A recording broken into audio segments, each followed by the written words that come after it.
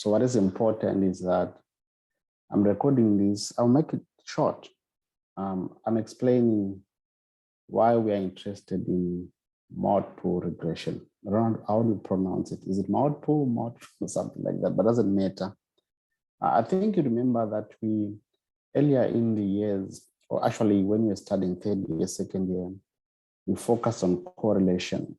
Researchers are sometimes interested in how two variables are related. So the correlation from a statistical point of view. So the correlation between two variables. But that is not enough. It doesn't help us much since we want to get a better understanding of the world we are living in. So it's almost like kind of a descriptive statistic correlation on its own, but a discussion for another day.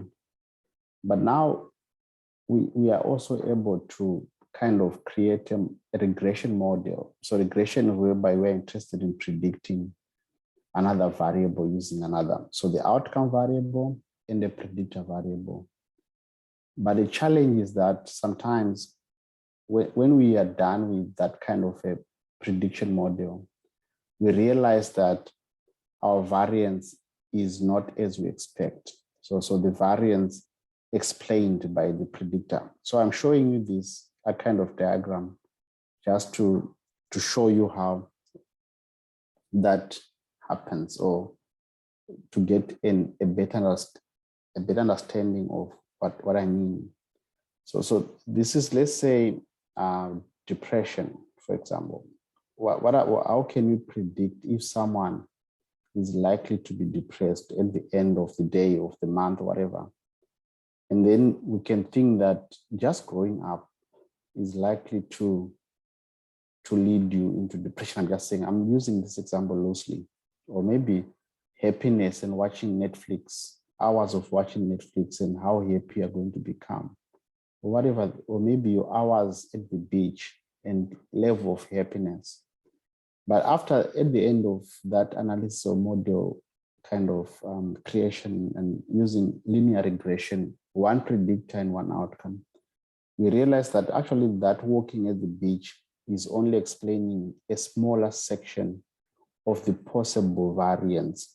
You can read around variability. I don't want to focus on that much, but I want to focus more on regression. So it's a problem, is it? It means we cannot move around and go about outside and say, walking at the beach actually helps towards happiness or feeling good. We cannot do as such because actually this is a smaller section. We wish to have, I don't know what color is this. We wish to have a bigger section whereby this orange color is kind of dominating, contributing much. I don't know what color is this. Is it gray? Yes, it is gray.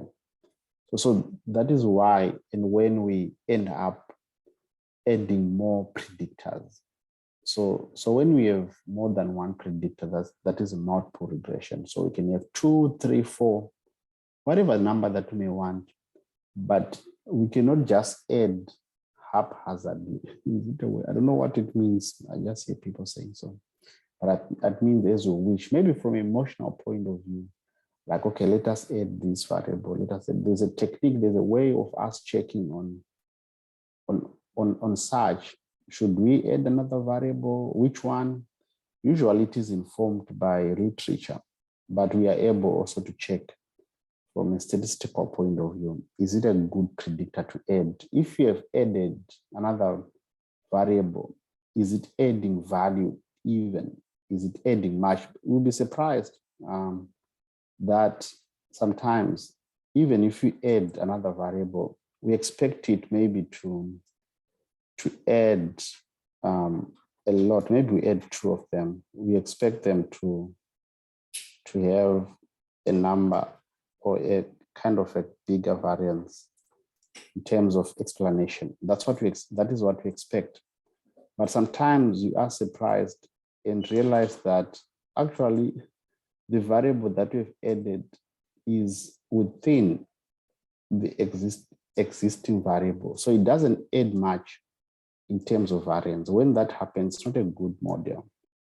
Sometimes it is like this, it is within. So it means these two variables are highly correlated. We don't need that. It's one of the assumptions, and we can read around that and on that as well.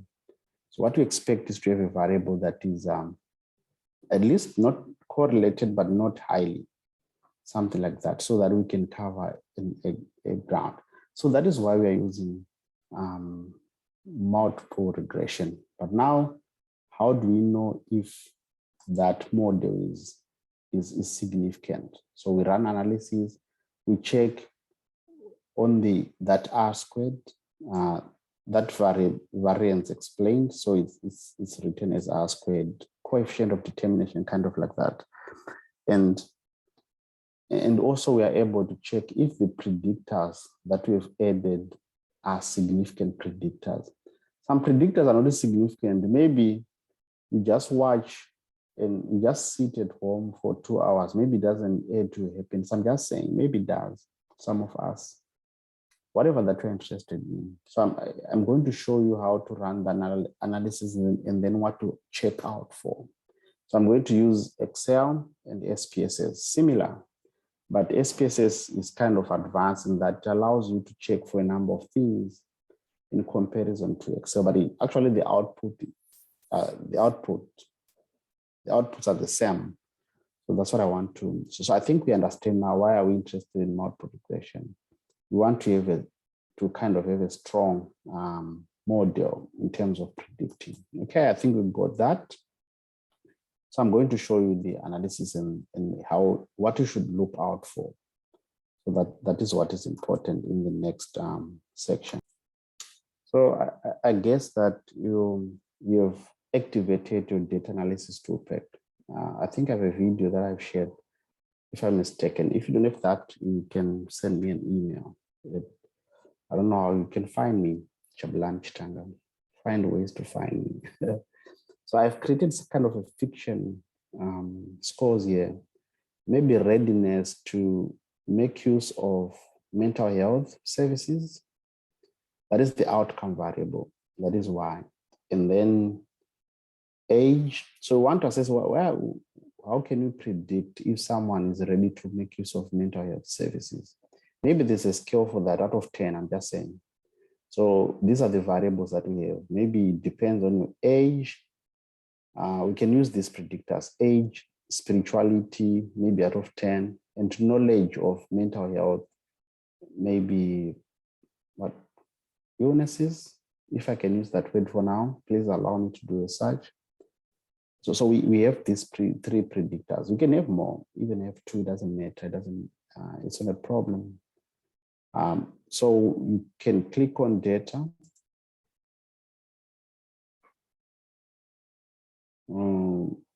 It's a little bit slow.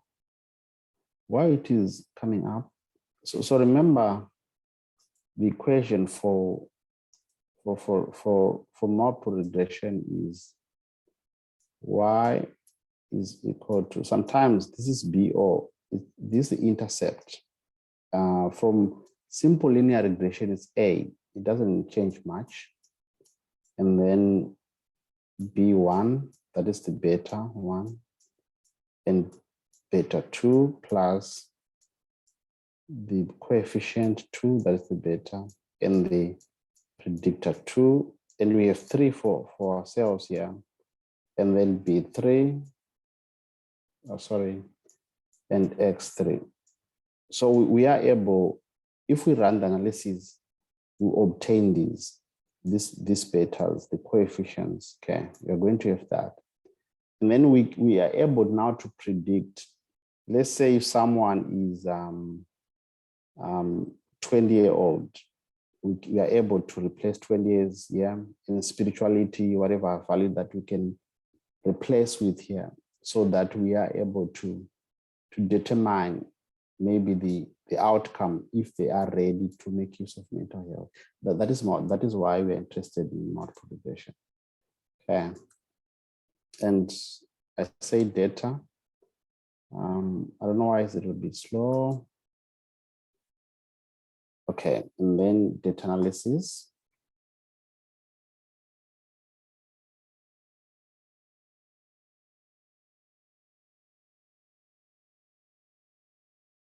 And you see, we have a number of techniques that are available for ourselves, for us here, but we want the regression one, and click on OK. This video is becoming a little bit longer than what I expected.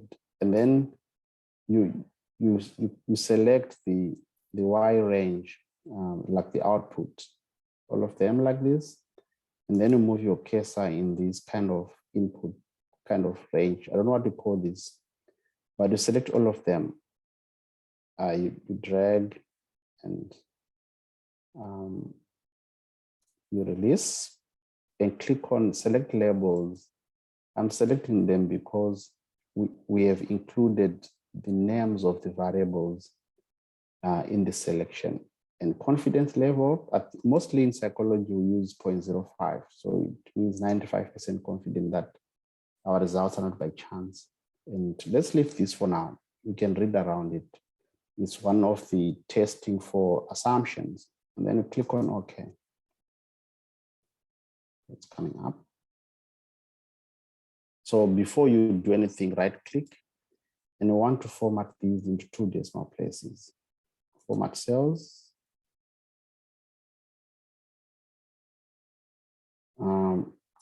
Number 2 decimal places, and click on OK. And let us make it a little bit neat. Is neat an English word? I don't know. I'm speaking to myself. Can you write neat in a sentence, like proper English? I don't know.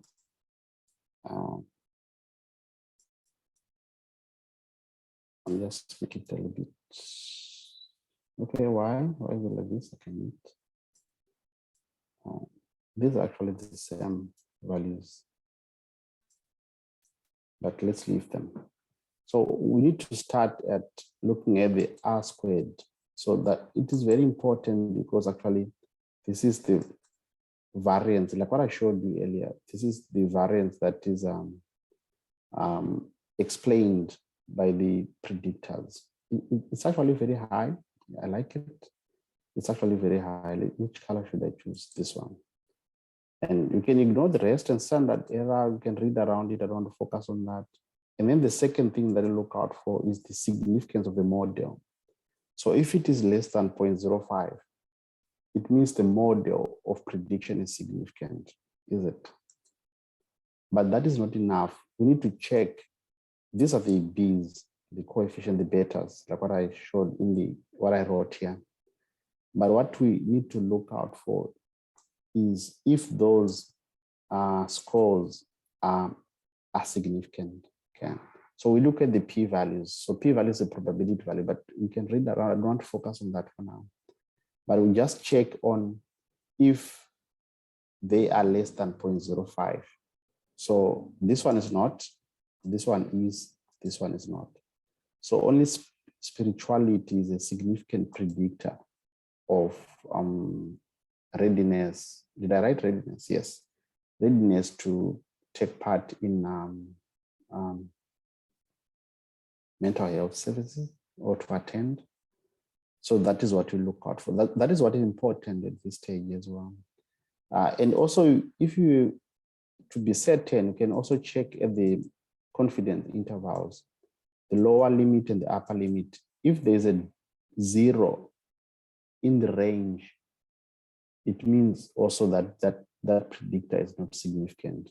Okay, like from minus 0.14 to there's a 0 in between the range, so it means it's not significant as well. So but you just look at this, and we use this to write our equation.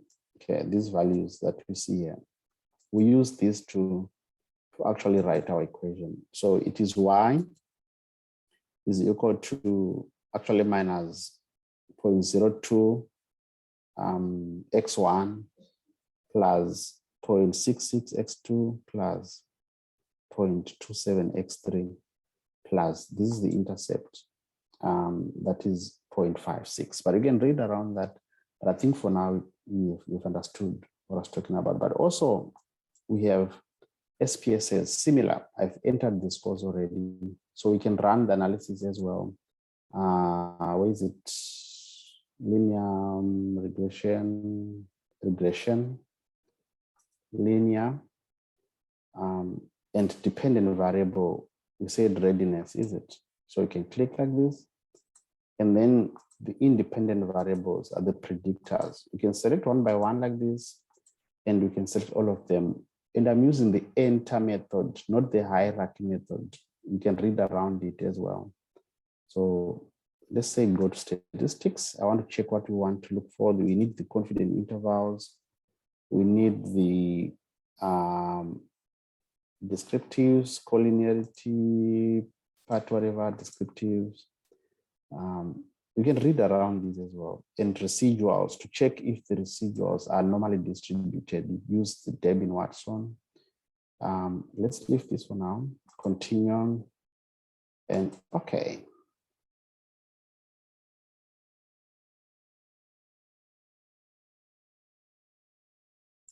So we have a number of descriptives, and this is the mean and the standard deviation and the participants in that study.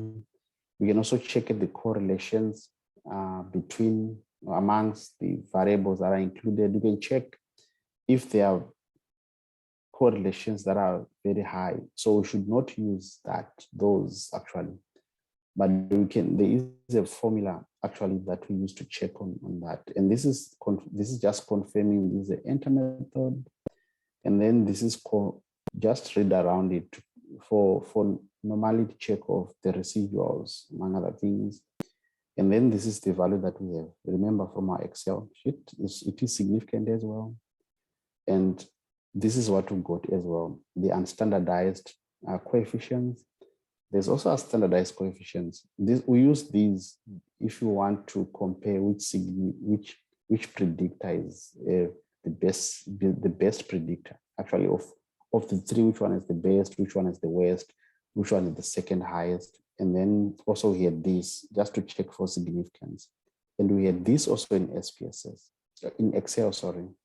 But we have an extra, and even the partial correlations, you can read the rest. But what is important here is just to check if the variables are not highly correlated between. So we should not do a search because it affects our R squared, this R squared of ours. Remember we had 0.90 because we round off to 2 decimal places. Actually, you can read the rest. So this is multiple regression. So you have to check for assumptions, and if you can correct them, you can do a search. But that is not important at this stage. What is important is just for you to understand what these tables are saying to you. What are they saying exactly? And why are we interested in search? If we ignore them, what is going to happen? So with the assumptions as well, you check for the outliers, among other things. Okay, I wish you all the best. I hope you understand in a much better way. Don't be scared. Take part in the exercises. You will be fine.